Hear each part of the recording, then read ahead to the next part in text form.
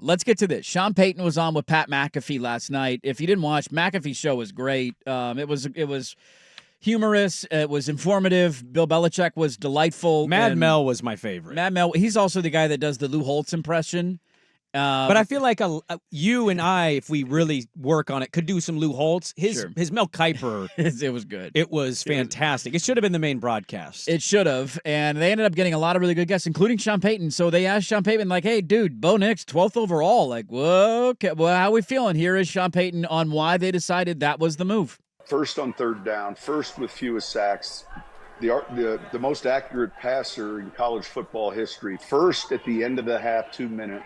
First at the end of the game in 2 minutes, second in red zone, fewest sacks. So, number one, he's extremely smart. He handles the protections, and he's a tough sack. I mean, the ball comes out. And at times, he can hang in a longer, maybe with a progression. But I think aside from the mental then, that day and even his pro day, his arm strength was extremely impressive. He does throw it from a noisy pocket. Some quarterbacks need that full stride step. And we felt like, a lot of times he just took that little 2-inch pop step to get the ball out. And you get to a point, and I remember saying this in our ownership meeting, and I said, we can't be the only ones seeing this. So he felt like they were the only one, we can't be the only one seeing this. There's the fear that somebody takes him and somebody else feels the way that they do. So that's why they made the move. Schefter had more reporting on this after the pick was taken. He said that the Broncos held a private workout with Nix the day after his pro day. The night before the workout, they sent him 3 packets of offensive play installation. He talked about that with McAfee as well. It's a very long clip, a very long answer. And he said the next morning he walked into the classroom and Nix crushed it. They then took him from the classroom to the field, watched him throw for an hour. They convinced they had the quarterback that they wanted. Another part of this pick for them was friend of the station, Alex Forsythe, who was in Denver. And they had asked him when they were looking around Nix how they felt, and he raved about Nix and the player he is, the leader he is, the protection, handling, all that, the line of scrimmage stuff. So Forsythe sounds like he had a pretty big deal with Nix ended up going number 12 overall. The chuckle factor that I had was the take that Sean Payton, this came out from Schefter, Sean Payton wanted and intended to draft Patrick Mahomes in the 2017 draft when they held the 11th overall pick. He was ready to turn in the card, but before he could, the Chiefs traded up to the Bills' number 10 spot, took Mahomes one spot before Payton could get to him, leaving the Saints to draft Marshawn Lattimore, as you pointed out. He then added, Payton feels as strongly about Bo Nix as he does Patrick Mahomes. This is why you hire him. I think he's a mixed situation for a lot of people. If you're a Bronco fan or a Saints fan, you're probably in love and you think this is going to be amazing. This is the fit that he's been waiting for. It wasn't Russell Wilson, evidently, which we thought that was the fit. They got rid of that pretty quickly. He had a lot of money.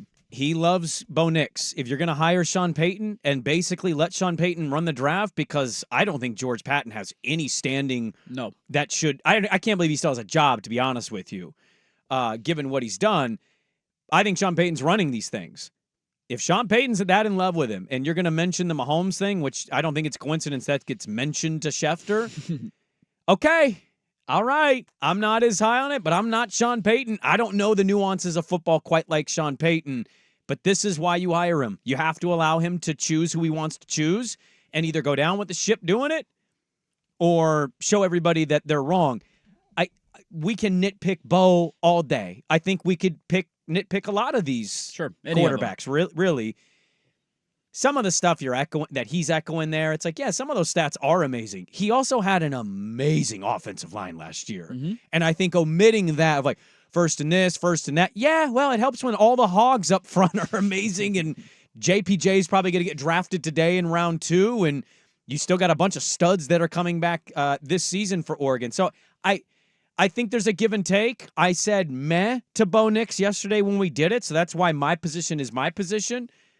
We'll have to wait and see. Sean Payton could have the last laugh, but by everybody's estimation, it seemed like a bit of a reach for a team that kind of needs more assets. Yeah. The end of Sean Payton's clip there talking about the speed at which Bo Nix can get rid of the ball in a very busy pocket, compared to quarterbacks that really, need a very, like 3 extra yards. They need a very set amount of time. Bo needs half a second, and he can still get the ball out with a lot of strength. So, yes, he had a lot of assets at Oregon, but there is one thing that I think is a positive for Bo going forward, and really with Sean or anybody, in the fact that Peyton was able to identify this, and you hear him at the end saying, like, is anybody else in the NFL seeing this? Just how quickly you can get rid of the ball. That's such a huge deal. And going from college to the NFL, I think that's a factor that you look at, and we don't really hear a lot about for quarterbacks. The starters need to get rid of the ball like that, and Bo already has that ability. So Sean, in his opinion, has something to work with. So trying to look at the positive here. I'm not the hugest fan of the move in general, but there is some positive, and I do see Bo with that talent. And if Sean's able to identify that, well, there's a chance for success. I mean, I think the argument for it is the comparisons to the quarterback that Sean Payton won with, right? I mean, it's a not the biggest guy in the world. He could move around a little bit in the pocket. Breeze couldn't by the end of his career, but early in his career, he could move a little bit. And a lot of their strength was built on an underneath quick passing game. And so the knock on Nix has been he's checked down Charlie. He doesn't throw the ball downfield as much as some of these other guys. He said he studied their tape, and he actually told his staff to eliminate all of the check down screen plays that they called at Oregon to see what he is like moving the ball down. And they were blown away with the numbers that showed up because Nix was good to every level of the field. He just didn't push the ball downfield as much as some of the other quarterbacks did. And Peyton, I think, viewed that as a strength. Like, he wants that to be his passing game. He should. To your point, Schulte, on getting rid of the ball quickly, I think that's the biggest challenge for Nix is can that translate from college to the NFL? At Oregon, he was basically an offensive coordinator on the field. He was changing protections. He could call whatever plays he wants. That's not the way that it works for every quarterback at that level. His understanding of where pressure's coming from, his understanding of what defense he's facing, and understanding quickly, all right, there's going to be a free rusher here. I know they're in cover two, so this slant's going to be open or this flat route's going to be open. And just moving the ball down the field and being safe and protecting the football, that was his biggest asset in college. Now, can it translate to the highest level? That's $1 million question that nobody knows the answer to. I think if you were hoping for Nix to be successful in the NFL, the Rams was the best destination possible. There was scuttle. They were trying to move up, but they didn't end up moving, and then they took Verse from Florida State. They did. And there was a report they wanted to get in the top 10, but not for a quarterback, so it was maybe a Rome. Maybe a wide receiver, maybe an offensive lineman. I don't know where they were going, but that was probably the best fit. I think if you're looking for fit number 2, because Nix and Minnesota were never really connected, this was the second best fit. I mean, it's Sean Payton, who's won with a quarterback with a similar skill set, accurate, doesn't push the ball downfield a ton. That was kind of Drew Brees. So we'll see how it plays out. Peyton says he's the next Patrick Mahomes. Good luck living up to that. It's certainly an expectation. I think that's the other thing is it's one thing to get drafted in round 2. It kind of changes the pressure and the viewpoint, right? Like the expectations are totally different. Penix at 8, Nix at 12. This is the minute Penix can play, you better be ready. And Nix is going to come in and maybe compete and get the starting gig day one because their quarterback room sucks. You want Zach Wilson playing for you? And this applies to everybody. This is not Bo Nix specific. Muddy pockets in the NFL, much different than what college is. Yep. The equivalent of Tez Johnson and Troy Franklin and what the system Evan Stewart talked about this. He came to Oregon because he saw the stats and was like, holy crap, look at what they run. I don't know if they have a target on their roster currently that's going to be as open as Tez Johnson was getting at some points. Yeah. And the only other thing I kind of wonder is the defense. Again, every quarterback has this part. Yeah, they saw different coverages in college. They can identify things on the whiteboards. These defensive coordinators in the NFL and the speed in which these players operate, you haven't seen this. You can tell me you know what a cover 2 is, or, oh, they're in this coverage, but they're actually doing this. They're going to break into this. It's great that you can identify that stuff. And again, this goes for everybody. Yes, then you're Sam Darnold on the sideline saying, I'm seeing ghosts out there. Yeah. It changed quickly. Yeah, and if his offensive line, man, I don't know how you feel about that offensive line. Russ was holding the ball too much last year and taking bad sacks. Not great. Learn to get rid of the football.